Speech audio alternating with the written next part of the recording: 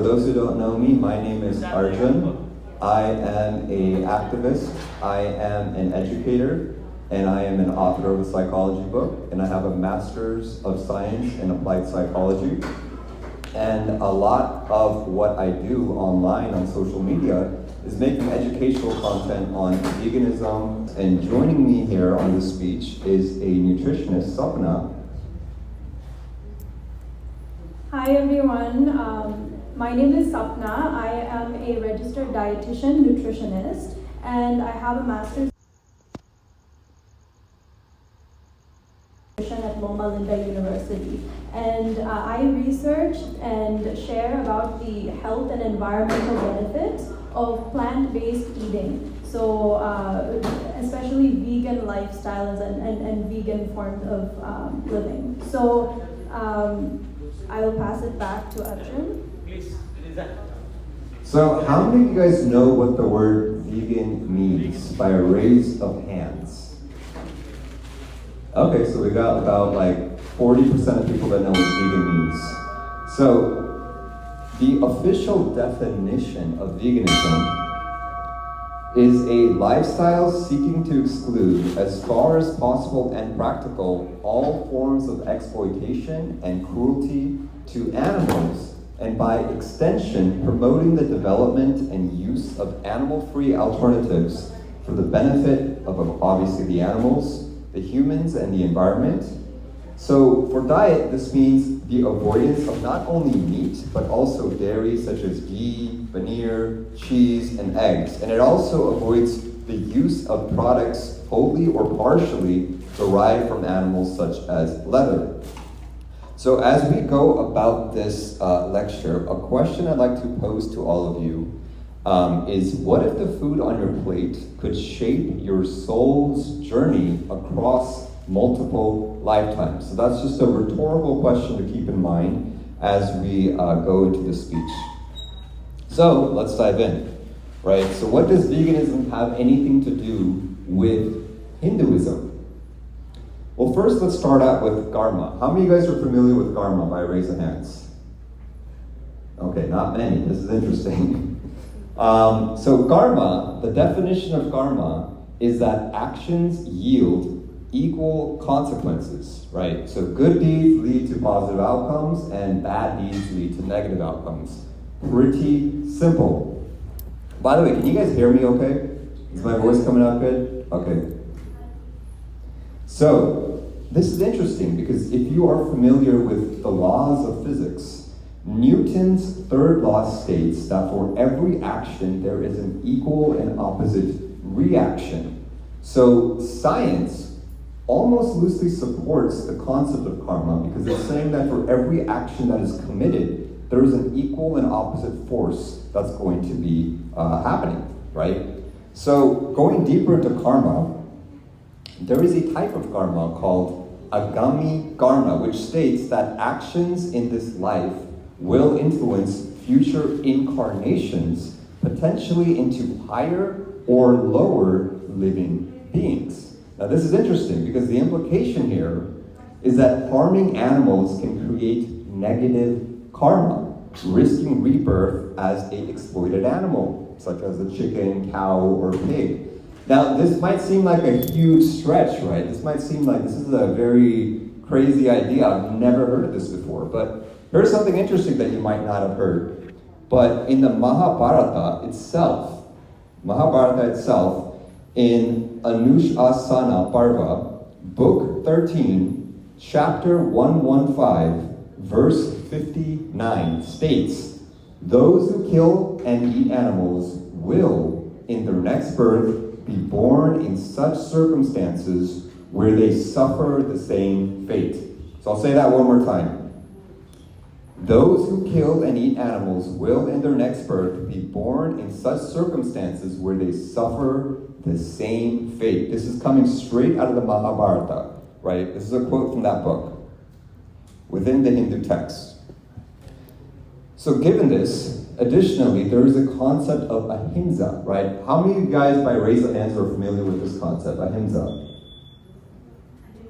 Great, so that's about 50% of you. So this is a core value of Hinduism, right? This is actually a core value of dharma, which means your duty.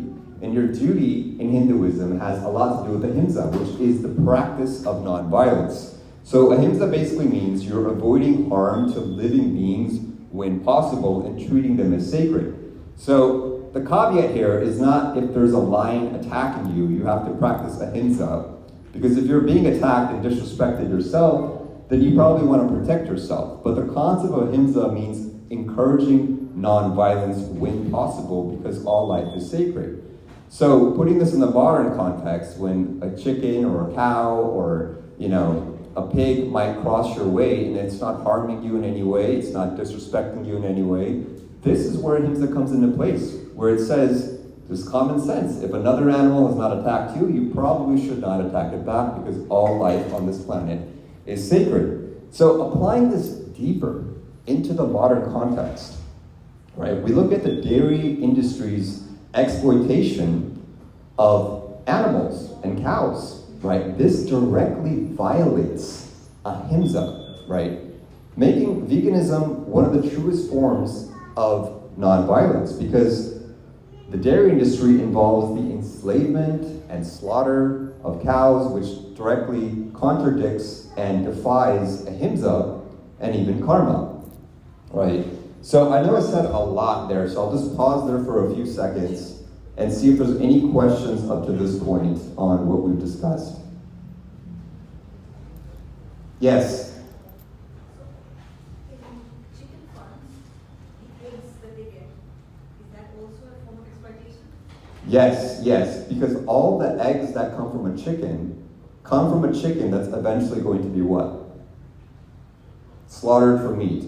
So even if you're getting the egg, and you might think that, okay, this is the egg, it's not the meat, it's just a product, the money that is going to the egg is actually going to the chicken farm, is actually going to the farmers who are going to eventually kill the chickens. And not to mention, even if you weren't somehow supporting the meat of a chicken, those eggs are supporting the chicken's entire lifetime of being forcefully impregnated all the time, taking their eggs away. So they're in these crates that are really stressful. And if you actually Google what the chicken goes through to produce eggs, they have broken bones, they have diseases, they often die in just, I think, a few months, right?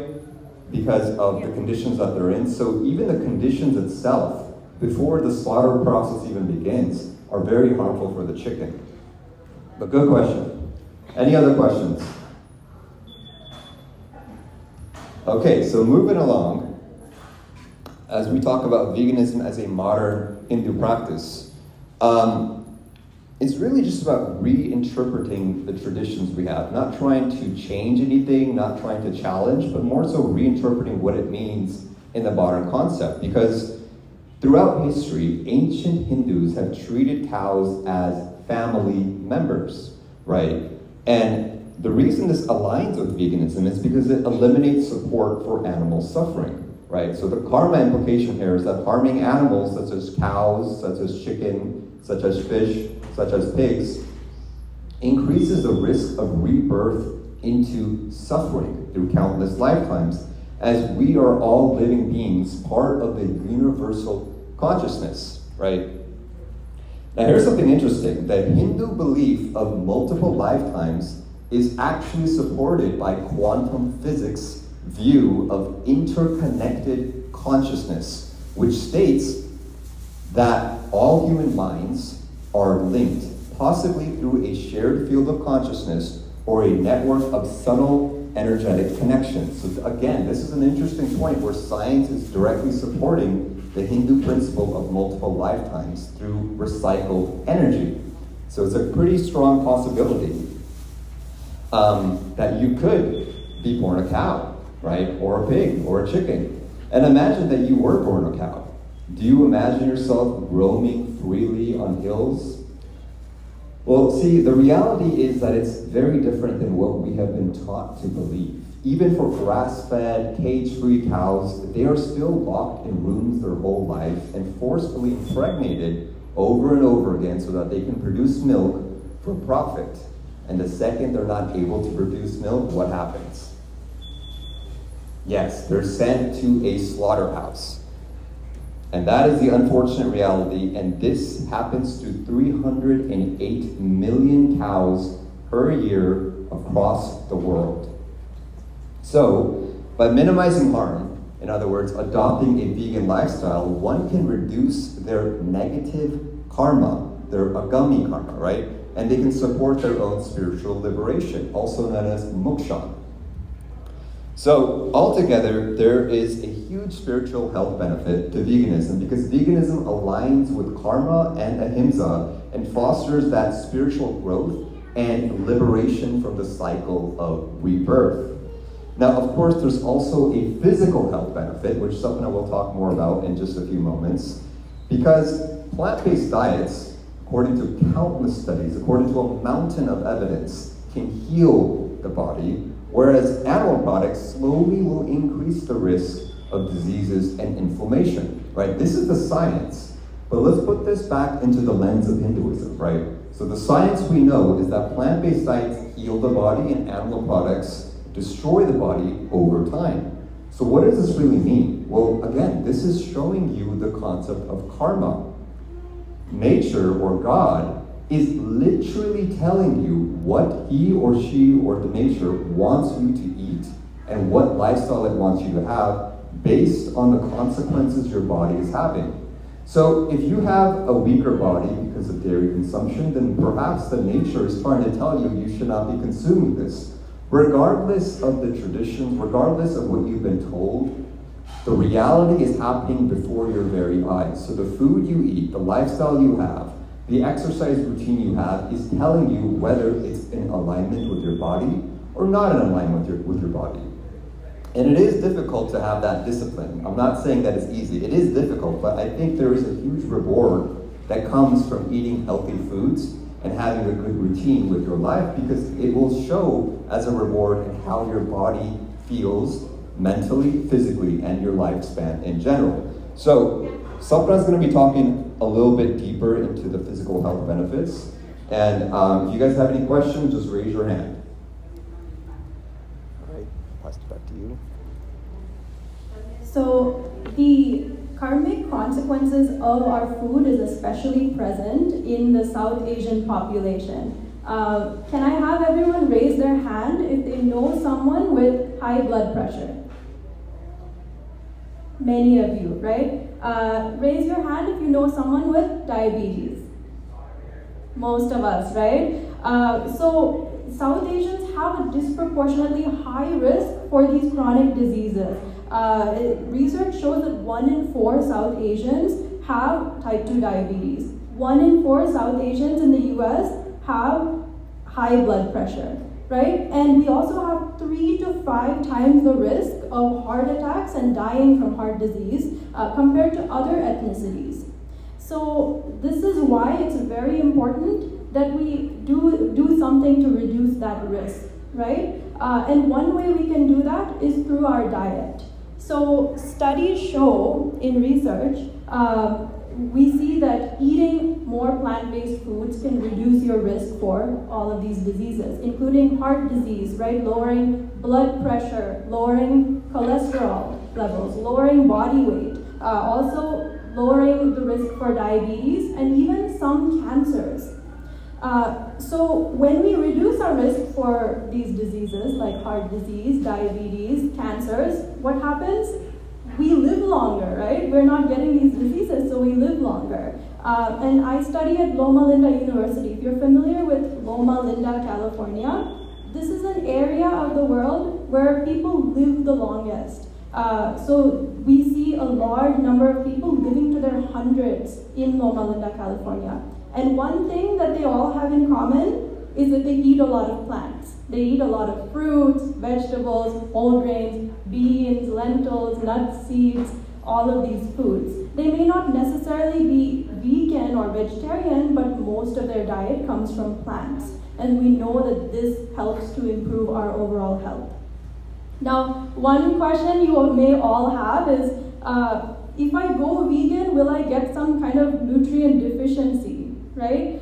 This is something that a lot of people ask. And as a dietitian, I'm here to reassure you, you can get all of your nutrients, right? Protein, iron, vitamin B, vitamin D, minerals on a fully vegan diet. Of course, you want to make sure that this is well planned, right? You don't want to go vegan and only be eating apples, only be eating tofu. You want to eat a variety of different foods. But if you do this, if you follow a well planned vegan diet, it is completely possible to meet all of your nutrient needs. So I want to stop here and ask any questions about the health and nutritional implications of veganism. Yes? Most people who are vegan, I have talked to, I'm not a vegan, Mhm. but they take something called nutritional yeast Yeah. to supplement their B12 because B12 comes from animal products, mostly hardly much in the plant. So what are your thoughts about nutritional yeast, which is a supplement for B12 for vegans? Okay, so the question is, a lot of vegans tend to take nutritional yeast, and what is the importance of this? And the reason that many vegans take nutritional yeast is because it can be fortified with vitamin B12, which is the only nutrient that is found in animal products only. So it's found in meat, dairy, eggs, etc. So this is the one nutrient that usually you have to take a fortified item like nutritional yeast, or you have to take a vitamin B12 supplement. But besides this, most other nutrients you can get from whole plant-based foods. So this is the reason that the people that you know who are vegan are probably taking nutritional yeast, or if not, they will have to take some kind of supplement. Any other questions? Oh, yes. Also, one thing you might find interesting is that although the B12 comes from animal products, the animals in these factory farms are actually given B12 supplements themselves. So when we're getting B12 from meat, dairy, cheese, eggs, whatever the case might be, the B12 is also being supplemented to the animals. So taking the supplement directly is also a lot healthier than filtering it through the animal's body. Yeah, that is a good point. And any other questions related to health or nutrition? Oh, yes. Milk is considered as a well-balanced food. So, vegans are against milk, are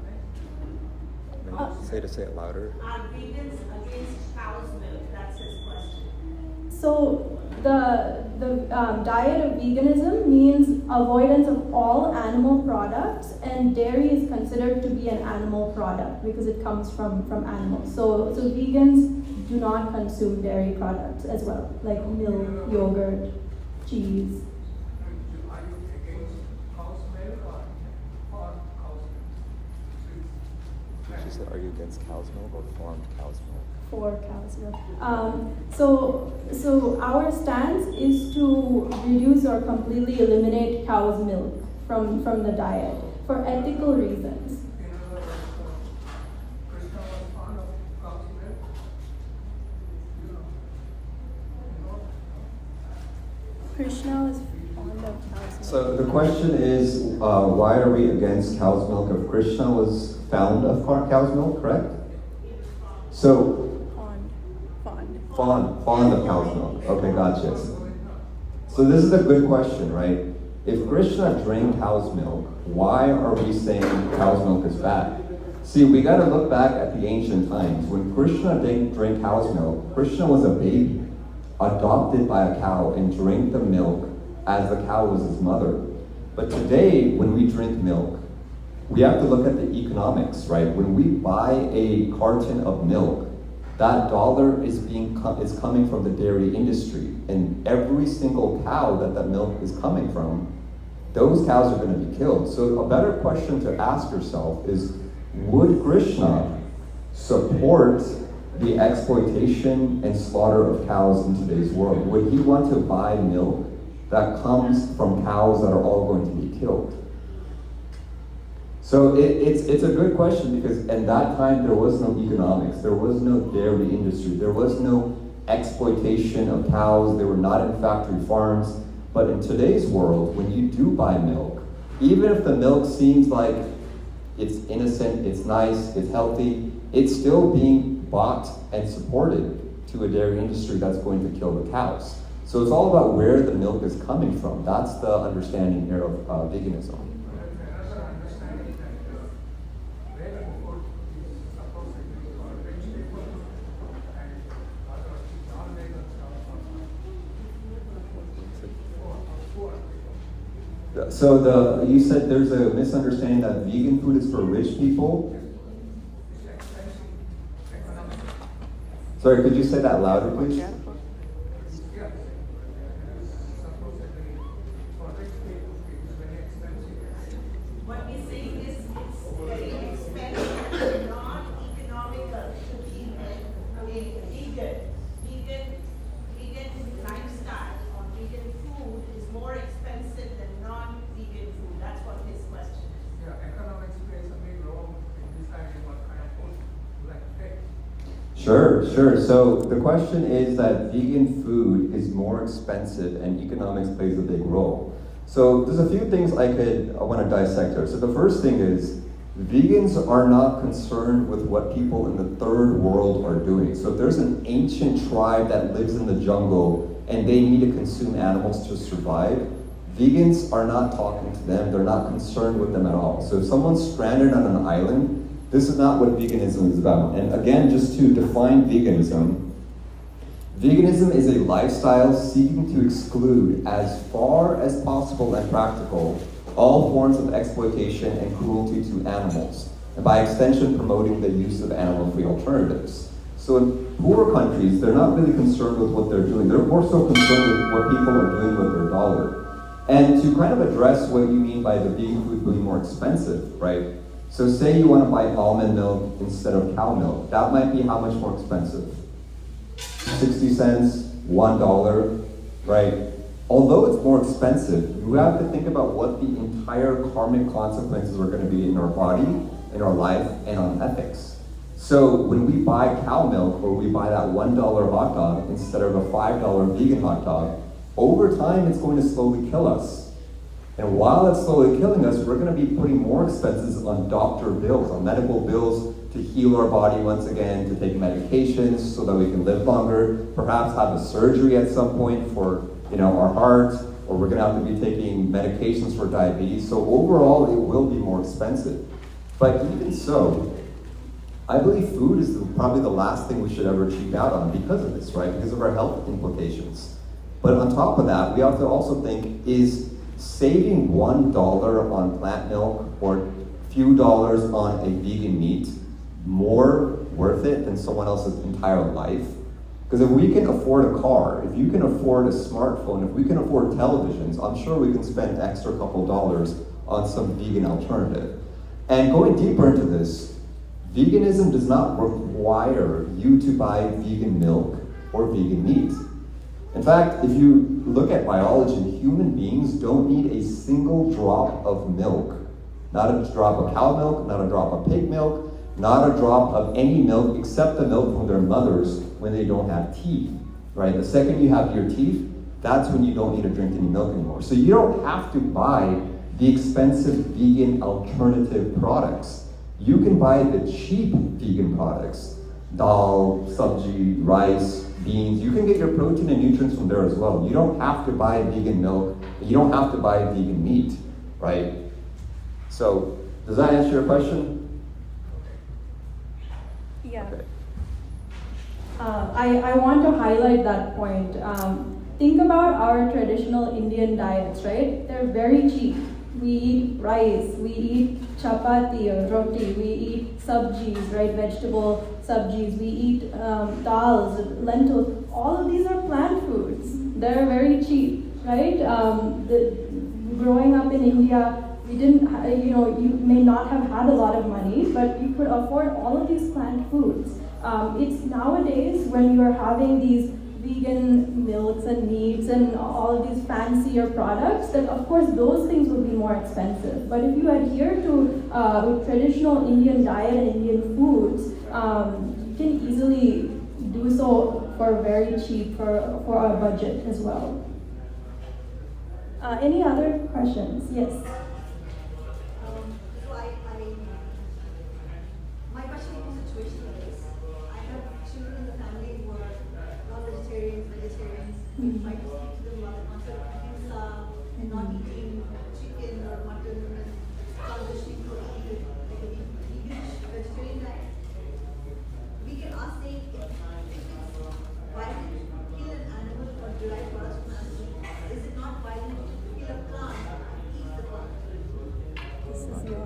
mind? There we are. Okay. So the question is, your kids are asking, like, if it's violent to kill an animal, why is it not violent to kill a plant, right? You're taking life away from the plant. Correct. So there's a few, I could speak for hours on this, but I'll try to keep it as simple as possible. So the first thing is, we want to ask ourselves, why is it that humans don't want to see a cow getting slaughtered? But if we look at a carrot being cut, right, subtrees being cut, why is that okay to show children? But when we show chickens and cows being made, because if they're just food, we're just showing how they're being made, but why does that get banned? Why does that get censored? So that tells you the human psychology right there, where we understand innately that animals feel pain and plants don't, right? Now the science, I just explained the psychology, but the actual science is that pain comes from a thing called a pain receptor, which is attached to either a central nervous system, right, with the brain, or a peripheral nervous system, which is in fish. Fish don't have brains, but they have peripheral nerve net, so they can feel pains. Plants do not have any nerves, right? Plants don't have any nerves to feel pain. But say that in 100 years, someone somehow proves that plants can feel pain.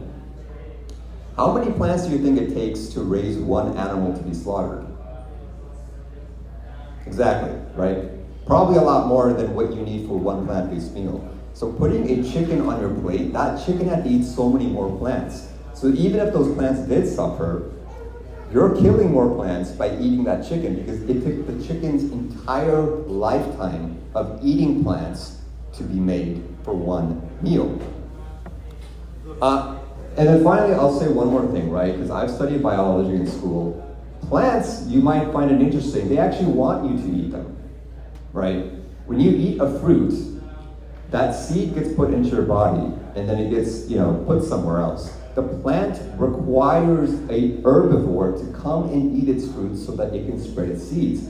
This is the only reason plants have evolved to make sweet fruits, right? So that some animal comes by, picks the fruit from the tree and eats it. Because if it just fell there next to the tree, it's gonna have a very hard time competing for those resources in the soil. So, in conclusion, as simple as I can put it, plants want you to eat them, which is why they make food that's nutritious for us, raw in its pure form, whereas animals don't want you to eat them, which is why we have to cook the food, which, if you can't eat an animal completely raw like an omnivore or carnivore. If you try to eat a chicken, feathers, bones, and everything, you'll probably get a disease from there, right? So that's already telling you that nature does not want you to eat them. It's not accounting for the fact that you can cook it and make it digestible. You could cook a dog, you could cook a human being too if you wanted to and make it digestible, but that doesn't mean that it's meant for the human body, right?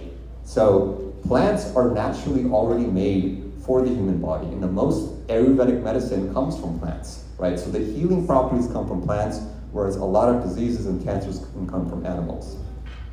Cool, does that answer the question anymore? Okay, and I think you had one question as well. Well, that's a question for the dietitian.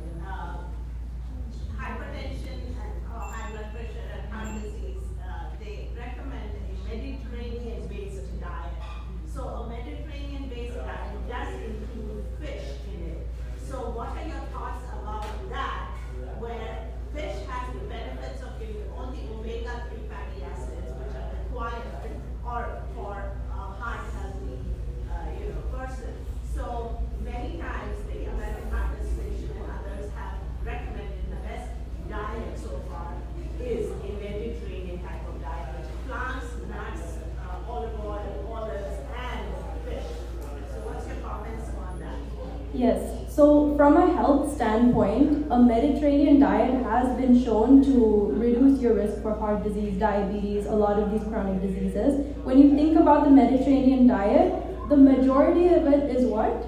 It's plants, right? It's fruits, vegetables, whole grains, nuts, seeds, beans, olive oil, they use a lot of that, and small amounts of fish or seafood for the omega-3s. Now, if you are vegetarian or vegan, you don't have to eat fish to get omega-3s.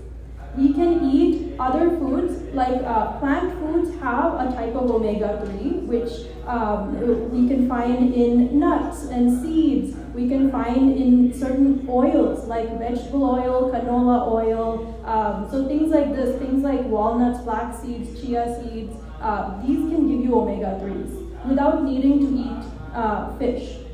But from a health standpoint, you can see that a Mediterranean diet, just like any other plant-based diet, will improve your health outcomes. But yeah, if any of you here are vegetarian, you know that you don't need fish to get omega-3s. You just need to eat nuts and seeds. For a certain type of omega-3 that is found in fish, you can also just consume algae oil.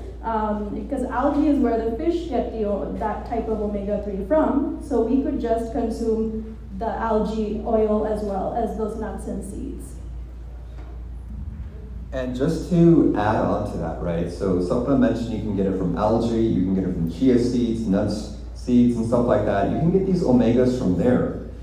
And to address his point, it's actually cheaper to get it from there than to get it from fish. And not only that, fish comes with a karmic consequence. Remember what we were talking about before. Does anyone know what the negative impacts of fish are? Because there's some positive benefits, right? There's some omega-3s in there, there's some fish oil, that's good for you. Yes? Correct. Mercury is one huge consequence of fish, right? Fish has mercury in it. And also, if it's uncooked, like sushi, it can have what? Parasites.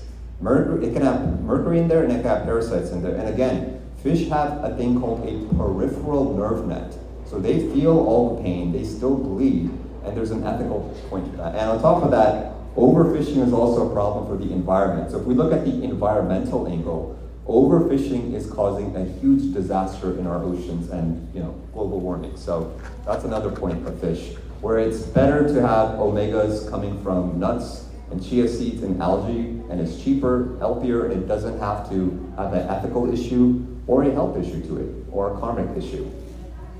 Cool. Any other questions? Yes? I would just like to make sure that we don't split into vegan and vegetarian, because there is kind of it's a gray scale. There is still between the vegetarian and vegan, there you can say lacto-vegetarian or lacto-ovo-vegetarian. You are in actual Loma Linda. I have been in Loma Linda for 40 years. I know Dr. Malik had been in Loma Linda here for a while, and I am a GI nutritionist at the Loma Linda faculty. So one of the things in the Loma Linda diet, and I am kind of studying huge words that we are talking about. One of them is Greek area, the Loma Linda area. But one of the things is it is not just the diet, but a lot of other things. I want to emphasize the lacto-vegetarian diet, because a lot of us who are vegetarians, they are lacto-vegetarian. We drink milk, we eat dairy products. And as somebody mentioned about actually Krishna liking ghee and butter and all those things, yes, the cows were raised in their farm. They were not for the profit kind of thing. So if you have milk, it is a source of B12. So how can we say that we as a vegetarian can kind of prevent B12 deficiency? Is if you eat a dairy product in your diet. And I mean, to me, it looks like you don't have to be completely vegan or vegetarian and have supplements of B12, because the supplement of B12 comes from the actual animal source. So if you are going to say, I am a vegetarian and use B12 as a supplement, you are not vegan. You are actually consuming B12 that was made from bacteria or some animal product. So rather than that, better to use dairy product and say that I am actually getting the source of enough of B12 without any problem. So, sorry, just to make sure I'm understanding your question properly, you're saying B12 comes from animal products or B12 comes from bacteria? B12 that you get, so we don't want to discuss bacteria are animal or bacteria are animal. They are living organisms. So B12 can be manufactured by some bacteria in our intestinal tract also. The problem is those bacteria in the colon, and when you synthesize the B12 from bacteria, it cannot get absorbed from the actual human colon. So if you want to take B12 as a supplement, you have to have a source of B12 somewhere outside your body. That Correct. source is animal source. Correct. I'm So saying that any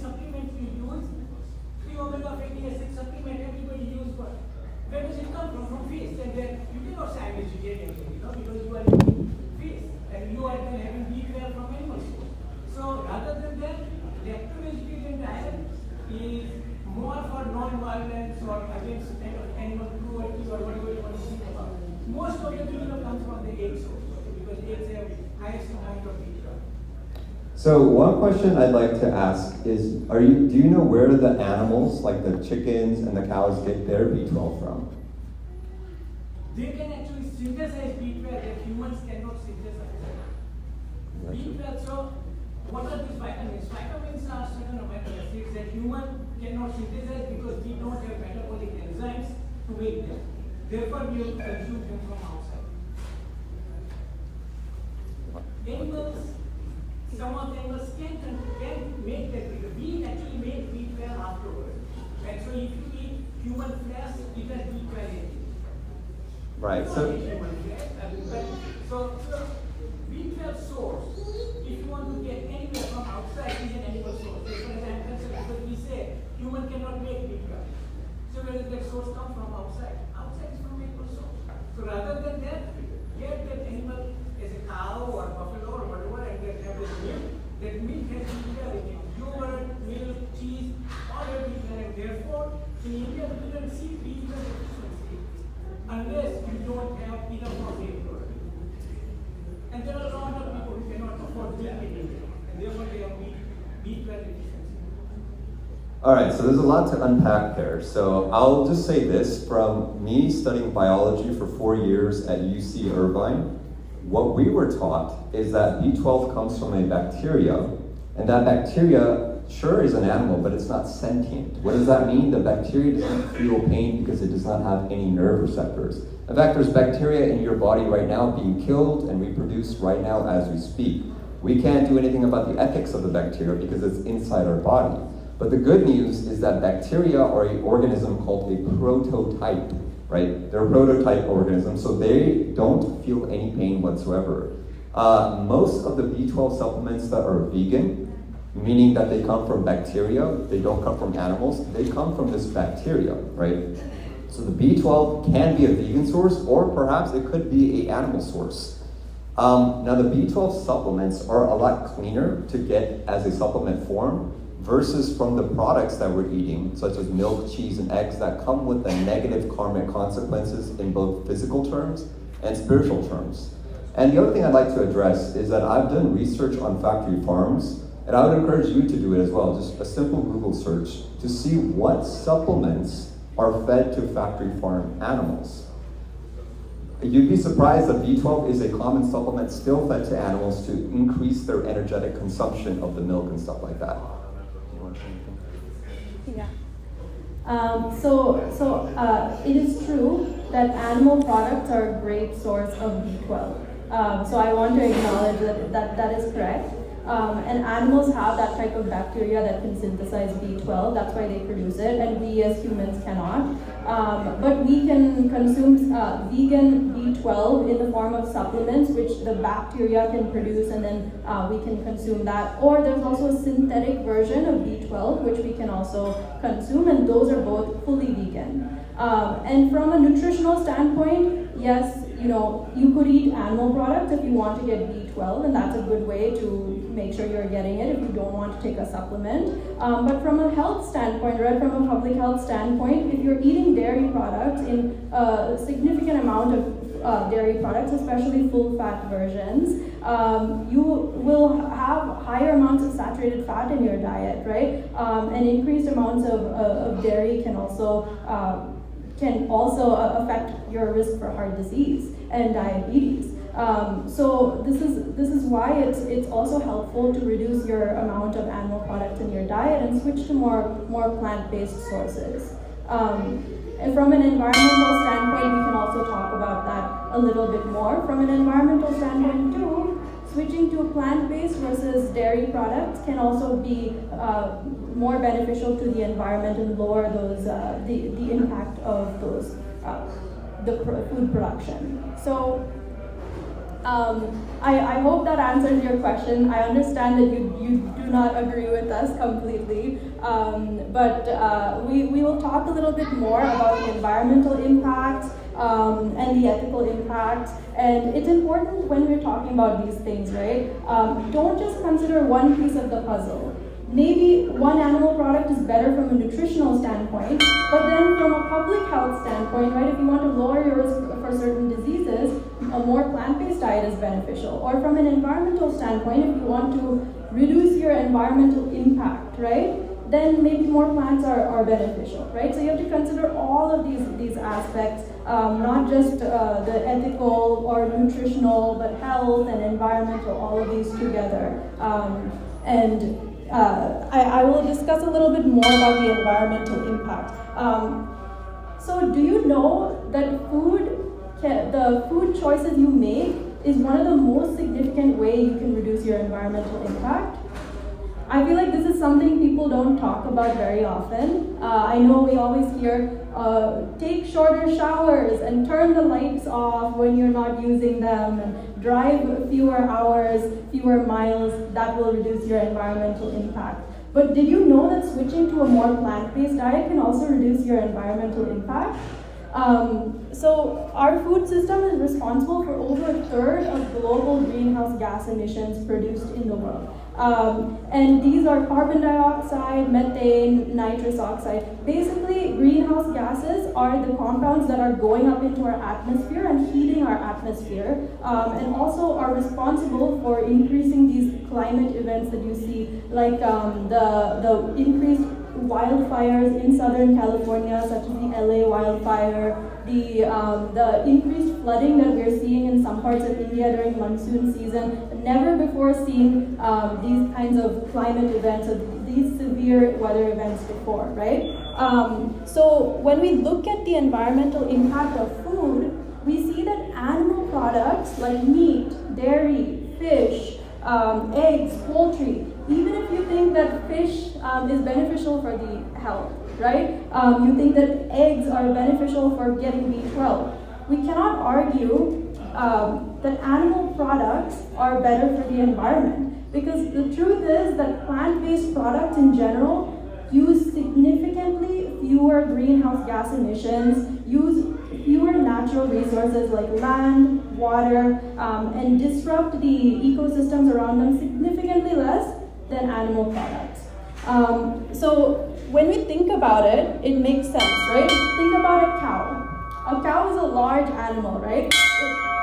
It needs a lot of land to graze. It needs a lot of land to grow the crops, to feed them, like the corn and the soy. It needs a lot of water to consume, but also to irrigate those lands to grow the crops that need to feed them, right? And many of us don't eat beef, right? We don't kill cows, but we still consume dairy, which means we still need to grow a massive amount of cows using a lot of environmental resources, a lot of land, a lot of water.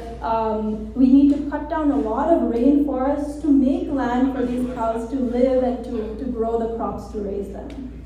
And another thing I want you to think about is when we eat rice, right? When we eat rice, we grow the rice, we cook it, and we eat it. When we eat milk, we have to raise the cow from when it is a baby all the way to its as an adult. We have to give it enough land, we have to give it enough water, we have to then raise the rice and then feed it to the animal, and then we can use the milk once it is of that age, right? So it is a much less efficient process to raise animals for production and for feeding than it is to raise plants.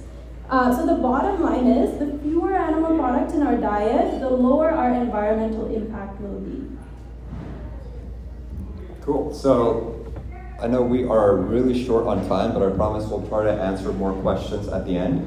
But in conclusion, right, lifestyle traditions from thousands and thousands of years ago are very different to the world we have today. So it's important to uphold the core values of Hinduism in what we support economically with our dollar, because there was not a economy back in that time, right? So for example, in ancient times, cows were family members who were milked and cared for their entire life, right? But today, the milk you buy at the store likely came from a cow that was eventually slaughtered. So adopting a vegan lifestyle can align with helping us embody Ahimsa, reduce negative karma in Agami karma, and it can help you show with your own actions economically that you do in fact honor all living beings as sacred. Now, something interesting you might like to hear is that this mandir in New Jersey called Siddhi Vinayak and the mandir in Buena Park called Jain Center of Southern California are fully vegan mandirs. So this is not a brand new concept. There's already mandirs that are taking the initiative to align their core values of Hinduism with veganism. It's a matter of education on the economics, and on what happens in the industry that is all censored and pushed behind the curtain. And that is truly just the guiding stone of what we're talking about here. So, like I said before, it is a difficult and challenging transition. It is a difficult and challenging lifestyle to adopt. But if you try some plant-based meals, slowly start incorporating new recipes, alternatives, and look at what Indian recipes you already have, like dal and sabji, and just engage with online resources. All that collectively can help you make an easier adoption of that vegan lifestyle. So Sapna's going to talk about some interesting dietary swaps you can use, and then at the end we'll have some time for questions. So thank you all for being patient and for listening to us during this talk. I want to ask you, show of hands, how many of you are vegetarian? Many, okay, so majority of you are vegetarian. Anyone is vegan? Any vegans? No. Okay. So majority of us are vegetarians. Few, I'm assuming, who are not are non-vegetarian. I was born and brought up vegetarian. My family and I already ate a lot of plant-based foods, but we also ate a lot of dairy products. We followed a traditional South Indian diet. So in our rice, we would mix it with yogurt. There would be ghee in our rice, in our chapati, rotis, right? I liked a lot of paneer dishes, so palak paneer, also malai-based dishes, right? Malai kofta, loved milk sweets. All of these are high in dairy products. So naturally, my family and I didn't think we could go vegan unless we gave up all of our Indian foods, right? And I want to let you know that that is not true. You can be vegan and still consume your traditional Indian foods. We are actually very fortunate that our cuisine is already very vegan friendly, right? We already have a lot of plant foods in our diet. We have a lot of vegetables, sabjis, dal, rajma, chana, chole, lots of these things, right? And so it is possible to go vegan as long as we make a few simple substitutions. So instead of our homemade yogurt, which we would make from cow's milk, we switch to soy yogurt, or yogurt that we made from soy milk.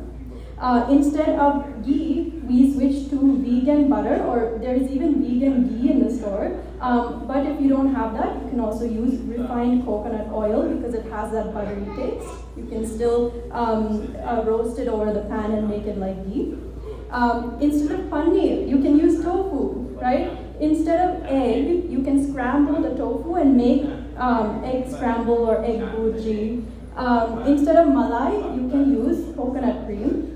Instead of sweets like kheer, you can also make that with coconut milk or coconut cream. And milk, of course, we know there's so many milks in the store, right? There's soy, almond, pea, rice, hemp, all sorts of milks out there. So that is very easy to do. And of course, for a few of you who do consume meat, you can switch that also to beans and lentils, like I mentioned. You can switch the meats to jackfruit or mushrooms.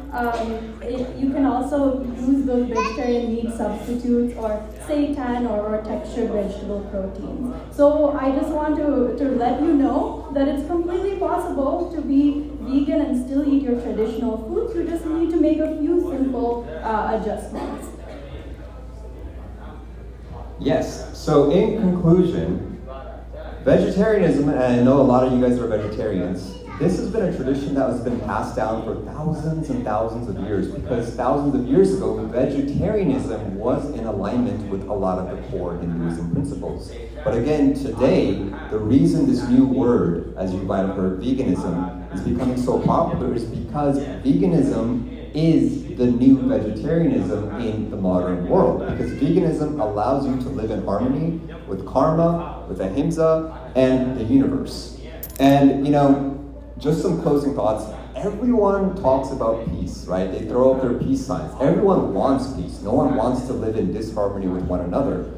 But the interesting thing is not many people are willing to do the dharma. They're not willing to do the duty and discipline required to create peace in all areas of their life, right? So a little rule of thumb I would like to say is that peace begins on your dinner plate. Thank you guys.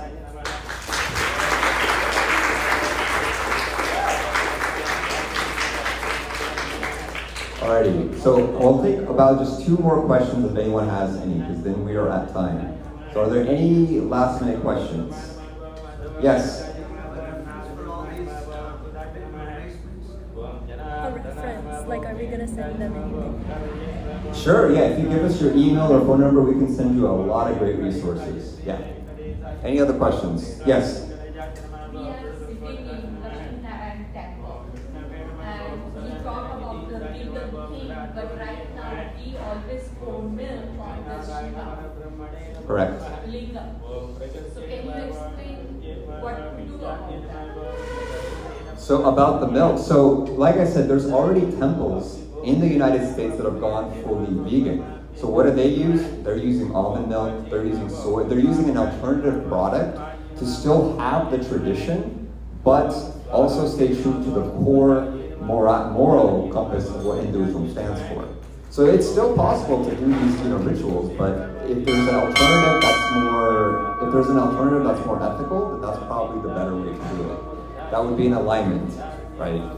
So a question to always ask yourself is, what would Krishna want to support? If Krishna liked milk, but he had a cow that raised him as a mother, would he want to be supporting milk that's coming from cows that are not treated like mothers, that are treated like objects, and that are exploited for money and cash and then killed? So that's probably the best way to, I think, align yourself with what rituals you want to do, what you want to consume. But it's a question you have to ask yourself. Cool. All right. Thank you. Yes. The meal when they go, their king is purifying themselves and is purifying around the area. So what kind of the milk is using is getting pure, eventually it goes on the Shiva. Sorry, I didn't catch what you meant. You said the milk is purifying? Krishna's cow and Krishna, that time it was on the land or whatever you are saying. But when we pour the milk on the Shiva, lingam, we think everything gets pure. So it doesn't matter where the milk comes from. It's pure because once it's poured on the Shiva. Sorry, I'm not. If I'm understanding correctly, you're saying it doesn't matter where the milk comes from because it's pure? Yeah, because it's from the cow and we are pouring on the Shiva lingam, so everything gets purified. So why does it not matter where the milk comes from?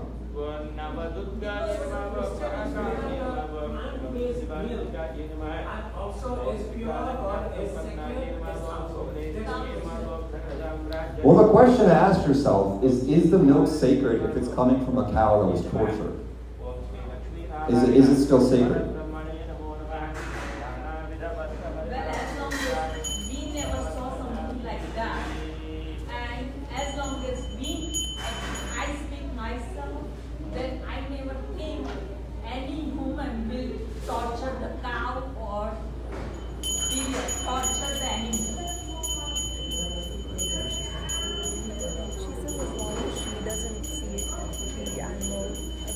Oh, so you're saying as long as you don't see the animal abuse, that it's okay? Yes, personally, I never saw somebody torturing cow. Okay. And I never thought any human will do that. And specified who are sitting in the temple, Sure. I'm sure they also did not see that. So I would encourage you to I mean, aside from Googling, I would encourage you to watch a documentary called Christspiracy. In Christspiracy, they analyze Christianity and Hinduism, and they look at how this exactly process happens. So the key word here is economics, right? We don't see what's happening, right? When you get paneer or when you get curd, it looks nice, it looks very tasty, but we don't actually think about the economics of why all the abuse to cows is happening. When we put $1 into buying milk, that milk is being sent from a dairy industry, and that dairy industry is killing and slaughtering these cows. So it's not so much about what we haven't seen, it's more so are we able and are we willing to take accountability of what we want to pay. For example, someone can pay a hitman to go kill someone, but if they didn't see the hitman kill someone, would they say, well, I didn't see it happen with my own eyes, well, I don't want to take any responsibility. I gave him money, but it was the hitman's choice to kill someone. Now, I might not have even told them to do so, but if I give a person that's a criminal money, and you know that that criminal is going to go kill someone, is there any responsibility on me? Should I continue supporting this person, or should I stop supporting that person? So this isn't so much about what we've seen. Veganism is about what we as a consumer can do to alleviate the stress that's happening to that. And that's really the main reason that we're aligning the veganism principle with Hinduism, because ancient Hindus, we question, would they actually do what we're doing today? Would Lord Krishna approve of what's happening if he knew about the economics on how the dairy industry is working? Or would he say, stop this is not in alignment with Hinduism? So that's a question to ask yourself. But I know there's a lot of questions, we can probably talk offline, but there's another function happening, so that is unfortunately all the time we have. Yes? On the same topic, there is a movie called Forks Over Knives, yes. If people can watch that movie, Forks Over Knives, that will make you understand a lot of Forks Over Knives, I would recommend Christspiracy because they go directly into Hinduism, Dominion, Earthlings, Game Changers for Health. There's a lot of vegan documentaries out there. There's over like 30 of them. So there's so many great ones. But if you have any questions, if you want to learn more about it, we can talk about it outside. But thank you guys all so much for coming. That's all the time for now.